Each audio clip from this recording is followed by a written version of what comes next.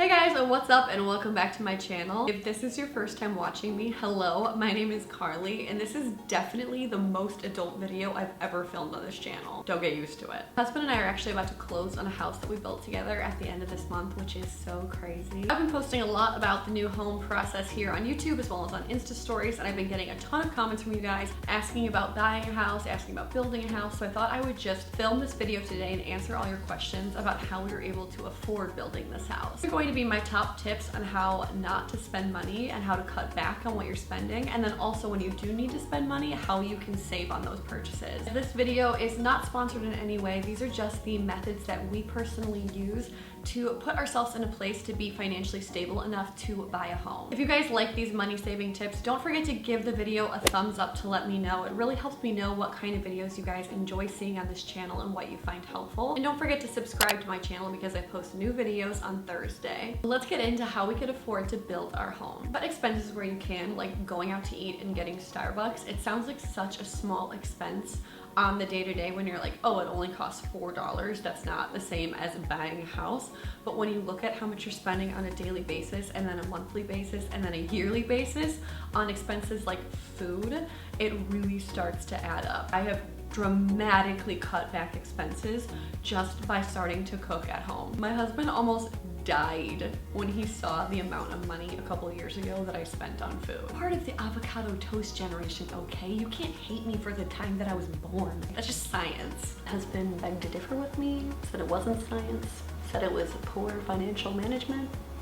Cut out things with delivery fees like food delivery services, grocery delivery services, Postmates, anything that has like an extra $4 to $5 fee tacked onto it. You look at the expenses as they add up throughout the months and the years, you really start to realize how many hundreds, if not thousands of dollars you're wasting on things like delivery fees. I probably saved thousands of dollars in a year by just stopping using apps that had delivery fees. Don't you want to be able to buy a house that you can never get food delivered to? Yeah, you do. That's why you're watching this.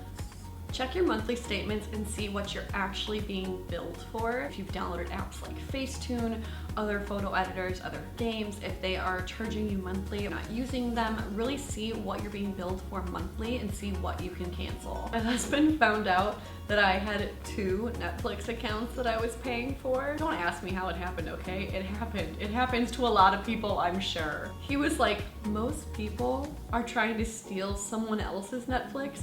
You're willingly paying for 2 accounts. Anyways, we closed that down.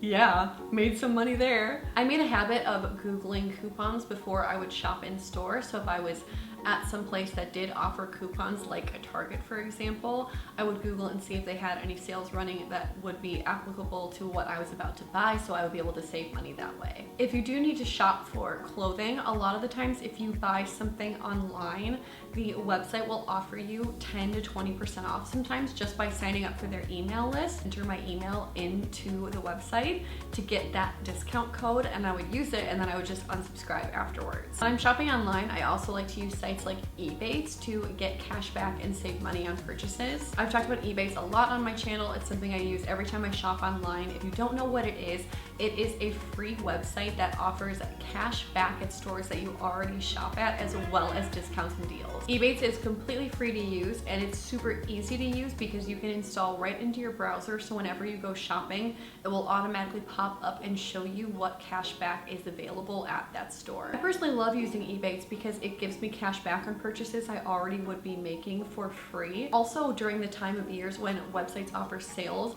a lot of the retailers they partner with will up their cash back, so sometimes you can get up to 20% cash back. 20% cash back is crazy. That's like getting a 20% discount on items sometimes that would never otherwise go on sale. Even the smaller amounts of cash back, like 3% cash back, 4% cash back, that small amount of money going into your account over time really does add up. Even when it's like $15 in your account, that still can go to pay for things like Starbucks if you still want to be able to enjoy that without spending money on it. I'll put the link to sign up for Ebates down below in my description in case you guys haven't heard of it before or in case you want to sign up. To be able to afford to go on trips, like when our friends would have weddings that weren't in the state and we needed to fly for them, we would use reward points from our credit cards. We would book all of our travel, the hotel and the flight, through the rewards program on our credit card, so that way we were saving that money. Set up a savings account that has an auto deposit every single month. A lot of the times it's really hard to tell yourself to put money into a savings account, especially if you see it in your bank account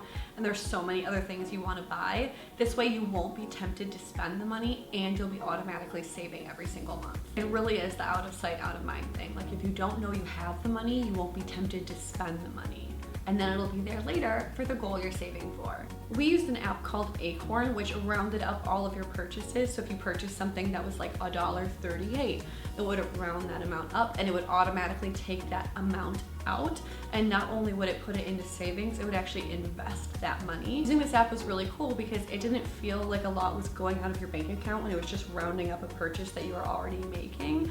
But then instead of just taking the money out, it was automatically investing it for you as well. Last tip I have is so important when it comes to buying a house, and that is how to improve your credit score. Make sure you're paying your credit cards on time every single month and that you don't keep a high balance on your credit card. So for example, if you have a credit card with a $10,000 limit, but then you have $6,000 on the credit card, that's probably going to hurt your credit score because it's above 50% of the limit. I did a credit simulation when we were starting the process of buying our home, and it told me that fact, and it also told me if I closed a couple of my credit cards that I had open that I wasn't even really using, that also would raise my credit score. If you want to work on raising your credit score now, I would really work on keeping the balances below 50% on your cards and making sure you pay every month on time so it doesn't hurt your score. Alright guys, that was my very adult and very fun sucky video on how we were able to afford to build our home. If you guys liked this video about money saving tips, please don't forget to give it a thumbs up to let me know. It really helps me know what kind of videos you guys want to see on this channel. And don't forget to subscribe for more videos because I post them on Thursdays. If you guys want to see more home updates, I post them all the time over on Instagram and Instagram stories if you want to follow me over there. Thank you guys so much for watching, and I will see you next week. Bye.